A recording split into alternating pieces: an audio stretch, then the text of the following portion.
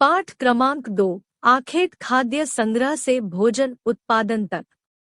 Chapter number 2 from hunting gathering to growing food. आरंभिक मानव आखिर वे इधर उधर क्यों घूमते थे? The earliest people why were they on the move. जो लोग इस उपमहाद्वीप में 20 लाख साल पहले रहा करते थे, आज हम उन्हें आखेटक खाद्य संग्राहक के नाम से जानते हैं। भोजन का इंतजाम करने की विधि के आधार पर उन्हें इस नाम से पुकारा जाता है। People who lived in the subcontinent as early as 2 million years ago. Today, we describe them as hunter-gatherers. The name comes from the way in which they got their food. आमतौर पर खाने के लिए वे जंगली जानवरों का शिकार करते थे, मछलियां और चिड़िया पकड़ते थे, फलमूल, दाने, पौधे, पत्तियां, अंडे इकट्ठा किया करते थे।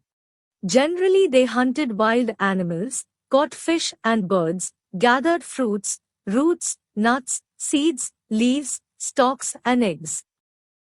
आखेटक खाद्य संग्राहक समुदाय के लोग भोजन की तलाश में, जानवरों का शिकार करने के लिए, पानी की तलाश में तथा मौसम के अनुसार एक जगह से दूसरी जगह पर घूमते थे। Hunter-gatherers moved from place to place in search of food, for hunting animals, in search of water and due to change in season. आरंभिक मानव के बारे में जानकारी कैसे मिलती है? How do we know about these Paleolithic people? पुरातत्वविदों को कुछ ऐसी वस्तुएं मिली हैं, जिनका निर्माण और उपयोग आखेटक खाद्य संग्राहक किया करते थे, जैसे पत्थरों, लकड़ियों और हड्डियों के औजार। Archaeologists have found some of the things hunter-gatherers made and used. It is likely that people made and used tools of stone, wood and bone. इनमें से कुछ औजारों का उपयोग फल-फूल काटने, लकड़ियां काटने, हड्डियां और मांस काटने तथा पेड़ों की छाल और जानवरों की खाल उतारने के लिए किया जाता था। Some of these stone tools were used to cut meat and bone, scrape bark from trees, and hides, animal skins, cut wood, chop fruit and roots. कुछ के साथ हड्डियों या लकड़ियों के मुट्ठे लगाकर भाले और बाण जैसे हथियार बनाए जाते थे। लकड़ियों का उपयोग ईंधन के साथ साथ झोपड़ियां और औजार बनाने के लिए भी किया जाता था। Some may have been attached to handles of bone or wood to make spears and arrows for hunting. Wood was also used to make huts and tools. रहने की जगह निर्धारित करना, choosing a place to live in.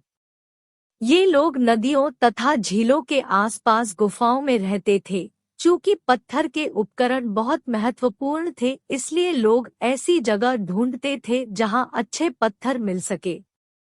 These people lived in caves near rivers and lakes. As stone tools were important, people tried to find places where good quality stone was easily available. जिन गुफाओं में लोग रहते थे, उनमें से कुछ की दीवारों पर चित्र मिले हैं। इनमें कुछ सुंदर उदाहरण मध्य प्रदेश और दक्षिणी उत्तर प्रदेश की गुफाओं से मिले चित्र हैं। इनमें जंगली जानवरों का बड़ी कुशलता से सजीव चित्रण किया गया है। Many of the caves in which these early people lived have paintings on the walls. Some of the best examples are from Madhya Pradesh and southern Uttar Pradesh. These paintings show wild animals, drawn with great accuracy and skill. पुरास्थल, archaeological sites. पुरास्थल उस स्थान को कहते हैं, जहां औजार, बर्तन और इमारतों जैसी वस्तुओं के अवशेष मिलते हैं। ऐसी वस्तुओं का निर्माण लोगों ने अपने काम के लिए किया था और बाद में वे उन्हें वहीं छोड़ गए।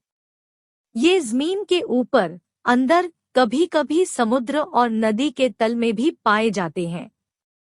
Archaeological sites are places where the remains of things, tools, pots, buildings, etc. were found. These were made, used and left behind by people. These may be found on the surface of the earth, buried under the earth, or sometimes even under water. आग की खोज, finding out about fire. Kurnool गुफा, यहाँ राख के अवशेष मिले हैं। इसका मतलब यह है कि आरंभिक लोग आग जलाना सीख गए थे। आग का इस्तेमाल कई कार्यों के लिए किया गया, जैसे कि प्रकाश के लिए, मांस भूनने के लिए और खतरनाक जानवरों को दूर भगाने के लिए। Kurnool caves, traces of ash have been found here. This suggests that people were familiar with the use of fire. Fire could have been used for many things, as a source of light, to roast meat, and to scare away animals. नाम और तिथियां, names and dates. आरंभिक काल को पुरातत्वविद पुरापाषाण काल कहते हैं। यह दो शब्दों पुरा यानी प्राचीन और पाषाण यानी पत्थर से बना है। यह नाम पुरास्थलों से प्राप्त पत्थर के औजारों के महत्व को बताता है।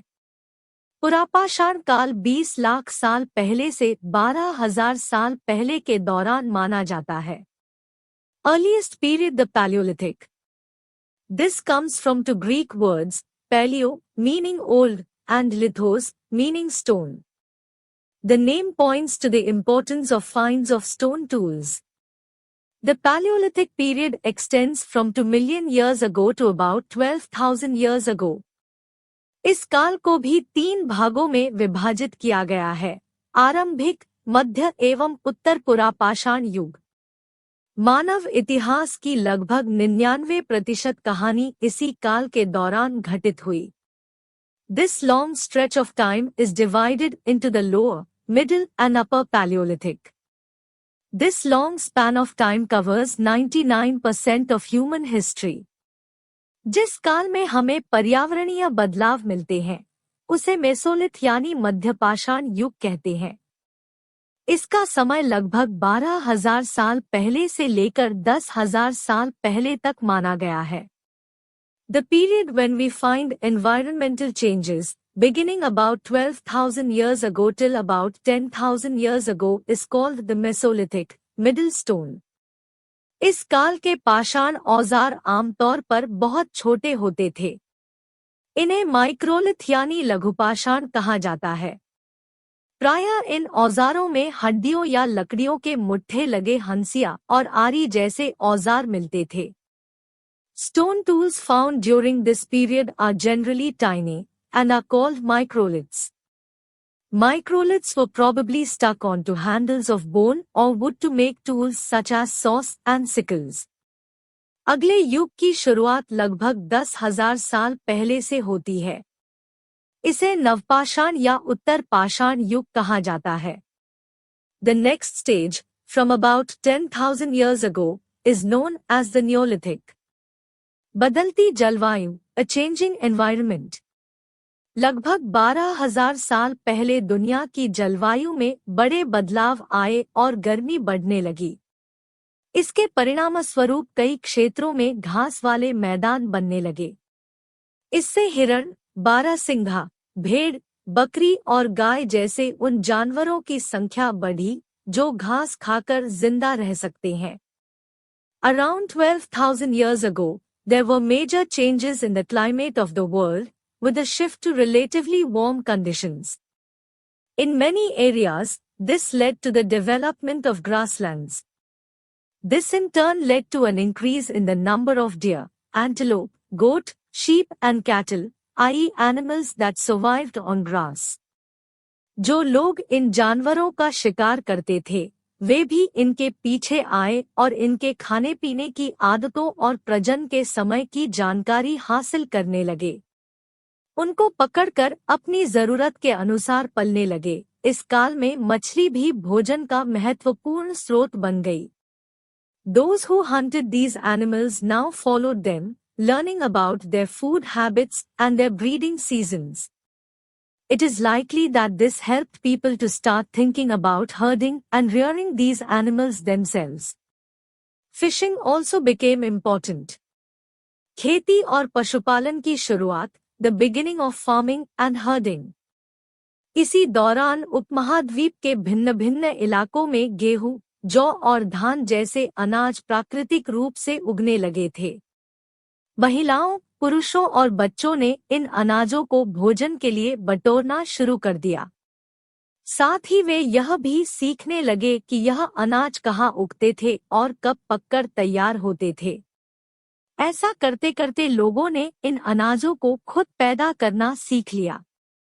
इस प्रकार धीरे धीरे वे कृषक बन गए होंगे। This was also a time when several grain-bearing grasses, including wheat, barley and rice grew naturally in different parts of the subcontinent. Men, women and children probably collected these grains as food, and learnt where they grew, and when they ripened. This may have led them to think about growing plants on their own. In this way people became farmers. इसी तरह लोगों ने अपने घरों के आसपास चारा रखकर जानवरों को आकर्षित कर उन्हें पालतू बनाया। People also attract and then tame animals by leaving food for them near their shelters. सबसे पहले जिस जंगली जानवर को पालतू बनाया गया वह कुत्ते का जंगली पूर्वज था। धीरे धीरे लोग भेड़, बकरी, गाय और सूअर जैसे जानवरों को अपने घरों के नजदीक आने को उत्साहित करने लगे। The first animal to be tamed was the wild ancestor of the dog. Later, people encouraged animals such as sheep, goat, cattle and also the pig lived in herds. ऐसे जानवर झुंड में रहते थे और ज्यादातर घास खाते थे। अक्सर लोग अन्य जंगली जानवरों के आक्रमण से इनकी सुरक्षा किया करते थे और इस तरह धीरे धीरे वे पशुपालक बन गए। These animals, and most of them ate grass. Often, people protected these animals from attacks by other wild animals. This is how they became herders. घरेलूकरण की प्रक्रिया, process of domestication. लोगों द्वारा पौधे उगाने और जानवरों की देखभाल करने को घरेलूकरण की प्रक्रिया का नाम दिया गया है। Domestication is the name given to the process in which people grow plants and look after animals. अपनाए गए ये पौधे तथा जानवर अक्सर जंगली पौधों तथा जानवरों से भिन्न होते हैं। लोग उन्हीं पौधों तथा जानवरों का चयन करते हैं जिनके बीमार होने की संभावना कम हो। Plants and animals that are tended by people become different from wild plants and animals. They select those plants and animals that are not prone to disease. लोग उन्हीं पौधों को चुनते हैं जिनसे बड़े दाने वाले अनाज पैदा होते हैं, साथ ही जिनकी मजबूत डंठलें अनाज के पके दानों के भार को संभाल सके। ऐसे पौधों के बीजों को संभाल कर रखा जाता है ताकि फिर से उगाने के लिए उनके गुण सुरक्षित रह सके। They select those plants and animals that are not prone to disease. They also select plants that yield large-size grain and have strong stalks, capable of bearing the weight of the ripe grain. Seeds from selected plants are preserved and sown to ensure that new plants and seeds will have the same qualities. उन्हीं जानवरों को आगे प्रजनन के लिए चुना जाता है जो आमतौर पर अहिंसक होते हैं। इसलिए हम देखते हैं कि पाले गए जानवर तथा कृषि के लिए अपनाए गए पौधे जंगली जानवरों तथा पौधों से धीरे धीरे भिन्न होते गए। मिसाल के तौर पर जंगली जानवरों की तुलना में पालतू जानवरों के दांत और सींग छोटे होते हैं। Amongst animals, those that are relatively gentle are selected for breeding. As a result, gradually, domesticated animals and plants become different from wild animals and plants. For example, the teeth and horns of wild animals are usually much larger than those of domesticated animals. कृषि के लिए अपनाई गई सबसे प्राचीन फसलों में गेहूं तथा जौ आते हैं। उसी तरह सबसे पहले पालतू बनाए गए जानवरों में कुत्ते के बाद भेड़ बकरी आते हैं। Some of the earliest plants to be domesticated were wheat and barley. The earliest domesticated animals include sheep and goat. एक नवीन जीवन शैली, a new way of life. जब लोग पौधे उगाने लगे तो उनकी देखभाल के लिए उन्हें एक ही जगह पर लंबे समय तक रहना पड़ा था। बीज बोने से लेकर फसलों के पकने तक, पौधों की सिंचाई करने, खरपतवार हटाने, जानवरों और चिड़ियों से उनकी सुरक्षा करने जैसे बहुत से काम शामिल थे।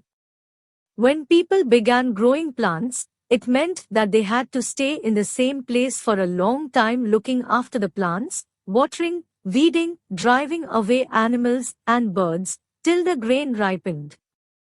कटाई के बाद अनाज को भोजन और बीज दोनों ही रूपों में बचाने के लिए लोगों ने इसके भंडारण के लिए मिट्टी के बड़े बड़े बर्तन बनाए, टोकरियां बुनी या जमीन में गड्ढे खोदे।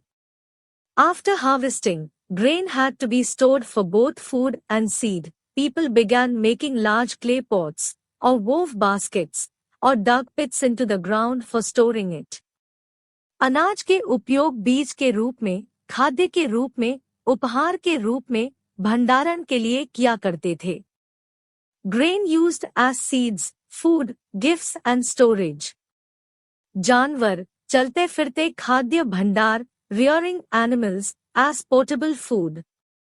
जानवर बच्चे देते हैं, जिससे उनकी संख्या बढ़ती है। अगर जानवरों की देखभाल की जाए तो उनकी संख्या तो बढ़ती ही है, साथ ही उनसे दूध भी प्राप्त हो सकता है, जो भोजन का एक अच्छा स्रोत है। यही नहीं, जानवरों से हमें मांस भी मिलता है। दूसरे शब्दों में, पशुपालन भोजन के भंडारण का एक तरीका है। Animals multiply naturally. Besides, if they are looked after carefully, they provide milk, which is an important source of food, and meat whenever required. In other words, animals that are reared can be used as a store of food. आरंभिक कृषक और पशुपालक, finding about the first farmers and herders. पुरातत्वविदों को पश्चिमोत्तर क्षेत्र में, आधुनिक कश्मीर में और पूर्वी तथा दक्षिण भारत में शुरुआती कृषकों और पशुपालकों के होने के साक्ष्य मिले हैं। ये पूरे उपमहाद्वीप में पाए गए हैं।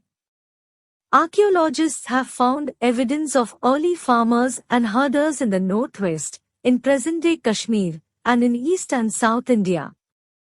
वास्तव में ये निर्दिष्ट स्थान कृषकों और पशुपालकों की बस्तियां थी या नहीं, इसे जांचने के लिए वैज्ञानिक खुदाई में मिले पौधों और पशुओं की हड्डियों के नमूनों का अध्ययन करते हैं।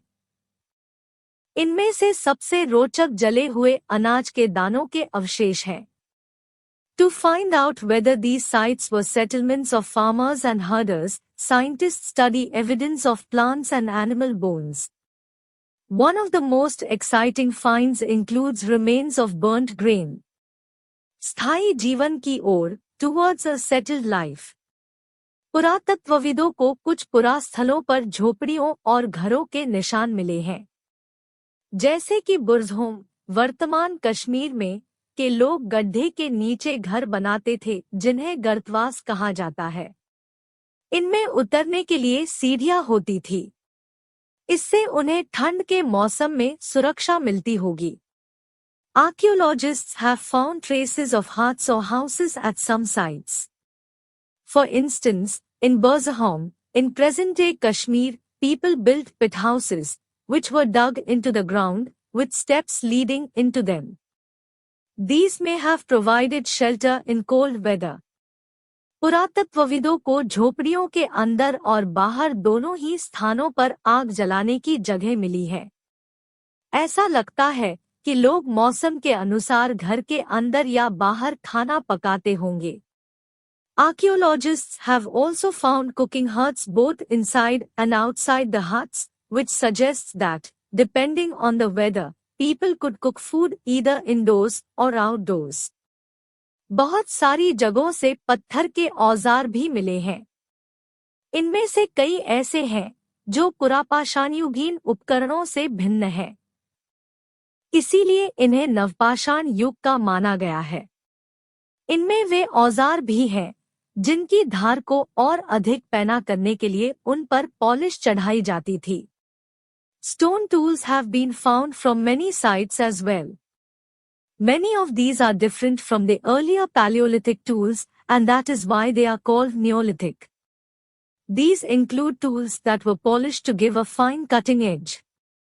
ओखली और मूसल का प्रयोग अनाज तथा वनस्पतियों से प्राप्त अन्य चीजों को पीसने के लिए किया जाता था। आज हजारों साल बाद भी ओखली और मूसल का प्रयोग अनाज पीसने के लिए किया जाता है। Mortars and pestles used for grinding grain and other plant produce. Mortars and pestles are used for grinding grain even today, several thousand years later. नवपाषाण युग के पुरास्थलों से कई प्रकार के मिट्टी के बर्तन मिले हैं। कभी कभी इन पर अलंकरण भी किया जाता था। बर्तनों का उपयोग चीजों को रखने के लिए किया जाता था। धीरे धीरे लोग बर्तनों का प्रयोग खाना बनाने के लिए भी करने लगे। चावल, गेहूं तथा दलहन जैसे अनाज अब आहार का महत्वपूर्ण हिस्सा बन गए थे। Many kinds of earthen pots have also been found. These were sometimes decorated and were used for storing things. People began using pots for cooking food, especially grains like rice, wheat and lentils that now became an important part of the diet. इसके साथ साथ अब लोग कपड़े भी बुनने लगे थे। इसके लिए कपास जैसे आवश्यक पौधे उगाए जा सकते थे। Besides, they began weaving cloth, using different kinds of materials, for example cotton, that could now be grown. एक तरफ जहां कई जगहों पर स्त्री पुरुष शिकार और भोजन संग्रह करने का काम करते रहे थे, वहीं अन्य लोगों ने हजारों सालों के दरमियान धीरे धीरे खेती और पशुपालन को अपना लिया। बहुत जगह लोग मौसम के मुताबिक बदल कर अपनी जीविका चलाया करते थे। In many areas, men and women still continued to hunt and gather food, and elsewhere people adopted farming and herding slowly, over several thousand years. Besides, in some cases people tried to combine these activities, doing different things during different seasons. सूक्ष्म निरीक्षण, a closer look. Mehrgarh में जीवन मृत्यु, living and dying in Mehrgarh. Iran जाने वाले सबसे महत्वपूर्ण रास्ते बोलन दर्रे के पास एक हरा भरा समतल स्थान है। मेहरगढ़ संभवतः वह स्थान है जहां के स्त्री पुरुषों ने इस इलाके में सबसे पहले जौ, गेहूं उगाना और भेड़ बकरी पालना सीखा। This site is located in a fertile plain near the Bolan Pass, which is one of the most important routes into Iran. Mehergarh was probably one of the places where people learned to grow barley and wheat and rear sheep and goats for the first time in this area. It is one of the earliest villages that we know about. Mehrgarh में विभिन्न प्रकार के जानवरों की हड्डियां मिली। इनमें हिरण तथा सुअर जैसे जंगली जानवरों तथा भेड़ और बकरियों की हड्डियां शामिल है। At Mehergarh site many animal bones were found. Bones of wild animals such as the deer and pig, and also bones of sheep and goat were found. Mehrgarh में इसके अलावा चौकोर तथा आयताकार घरों के अवशेष भी मिले हैं। प्रत्येक घर में 4 या उससे ज्यादा कमरे हैं, जिनमें से कुछ संभवतः भंडारण के काम आते होंगे।